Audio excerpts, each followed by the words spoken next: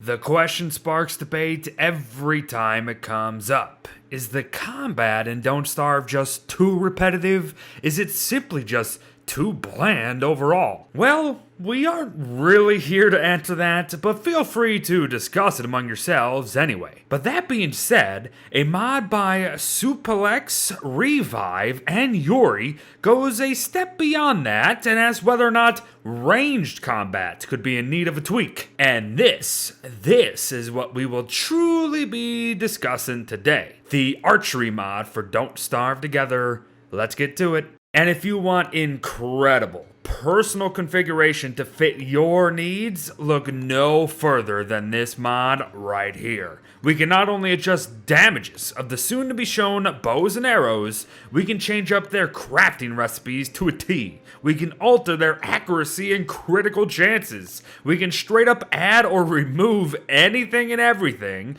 or even just tell the dang mod where to place the actual crafting recipes of it all.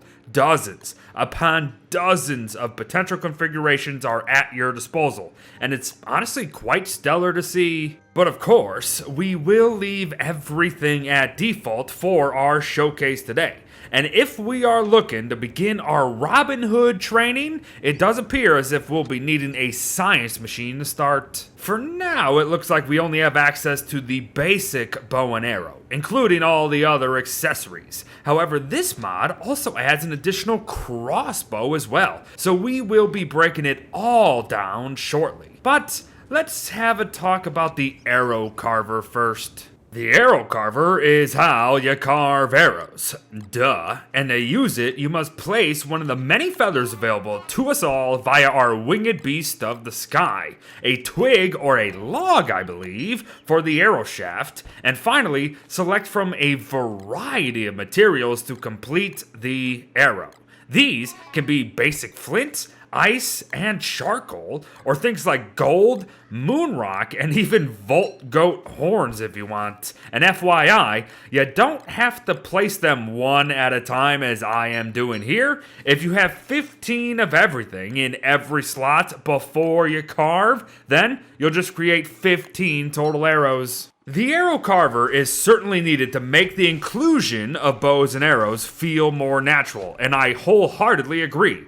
But honestly, the way they implemented things, it has just become redundant, I think. Sure, it helps you cut corners for the moon rock and gold arrows, considering how you normally need magic crafting in order to make them. But take, for example, this example. The first arrows I fired in this little segment were made via the carver, while the second now were just crafted via the alchemy engine. They deal the same amount of damage and have equal chances to freeze the targets, it appears. So why include both the carver and the arrow recipes separately themselves? Sort of defeats the purpose in my opinion, unless I am missing something here. But I digress. What's a bow without its arrows? And what are arrows without a place to frickin' put them? Before you can even consider letting them loose, you must craft a quiver to store your masses of arrows. And thankfully, a science machine again is all you'll need. Craft some basic arrows to go along with it all, and enjoy a ranged weapon that will deal 27 damage per hit and 54 damage per critical hit. Now, that seems pretty flimsy, right? Especially when compared to our pre-existing blow darts, and I would have to agree. Surely. But consider this. These bows aren't really meant for bigger bads, and perhaps blow darts are and have always been a little too powerful to begin with. And oh yeah, things are configurable anyways. Other arrows now can bring lightning down upon your enemies' heads, although I would certainly up the damage if I was you. Fire arrows, start fires upon impact for some extra crispy damage now and then. Moon rock arrows deal 54 damage a shot, which I think is their only appeal. They don't look like they do anything else. And gold arrows deal just over 40 damage themselves. They're all interesting, but I still think they need some configuring. Moving on though to the far more powerful crossbow and its unique projectiles, bolts. Certainly not as wide of a selection this time around, but what is there certainly makes its presence known. Also, some of these crafts require the rare 4 materials to create, and know that, more often than not, you'll get several bolts and arrows per one craft, so be mindful there. Careful now, you must pull back the string on these things if you are looking to dish out the damage. You must arm the crossbow before every shot, and even though that might sound a little tedious, it is realistic, which I can appreciate, and leads to 54 damage at its base as compared to 27 from the bow and arrow. So, deal with it, I say. Now, poison bolts are interesting. Not only will they deal the same 54 damage without a critical hit, the poison effect of the poison bolt will continuously drain just over 5 health per second from the targets. It's not bad considering that, again, these are not really meant for bosses without a few tweaks in the menus. Also, and call me dumb if I'm not, but I do believe the poison renders some targets slower than usual. At least that's what it seems like to me. But finally, explosive bolts, and they are exactly that. Fire one of these puppies and deal 134 damage per initial hit, plus whatever fire damage comes after all that.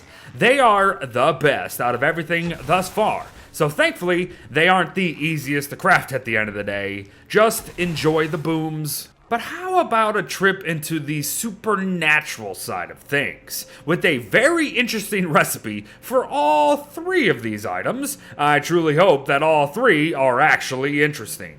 The magic bow is only available via a shadow manipulator, so if arrow making and bow maintenance are annoying you, then you might as well head into the magic tab. Because the magic bow has no durability. It rather requires fuel to use whenever it needs it. That fuel is nightmare fuel. Enjoy the lovely aesthetics of it all, by the way. The bow itself, though, deals the same default damage as a normal bow, which could very well need an adjustment in my opinion. And again, only 2 nightmare fuel will refuel it to 100%, so enjoy endless streams of magical arrows. Unless, of course, you enjoy your sanity, because shooting this bow actually drains it, mind you. Also keep in mind that at its base, it also deals less damage to nightmare creatures and drains your sanity even more when fighting them, which is unique, I guess. Now, the special Fireflies ball allows you to fire literal streams of lightning at your foes, and does the opposite of the previous projectile.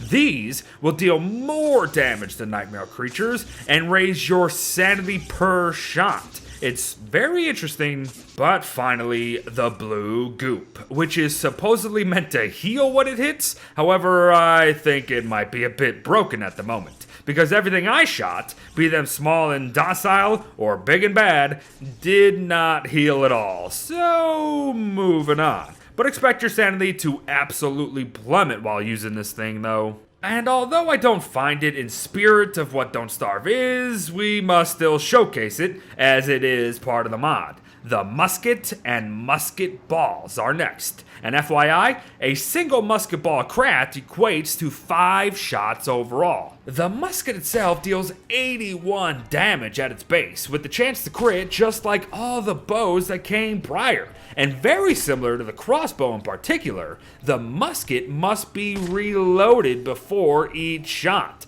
It is a fun little addition, I must say. But in true honesty, it is just kind of hard to justify its existence. And really, that is how I feel about this entire mod in general. Not because it's a bad mod by any stretch of the imagination. I adore what they were going for here. But really because combat in Don't Starve does need a tweak, and I'm not really sure how to go about that myself. Part of me wouldn't mind if it stayed the same, while another would enjoy like a Forged-like ability to become the norm. Whatever the case, none of this faults this archery mod, because it does its damnedest to expand on that world, and while everything about it could do with some configuring before actually playing with it, I did enjoy the different feel it gave me when going about slaying the beasts of the Constants. So thanks, Supalex, Revive, and Yuri for your time, and to everyone watching, be sure to spend the time unlocking some bow skins within this mod to boot, because apparently you can do that, and that is lovely. Thanks for watching, folks. Well wishes to all, and I'll see you in the next one. Bye-bye.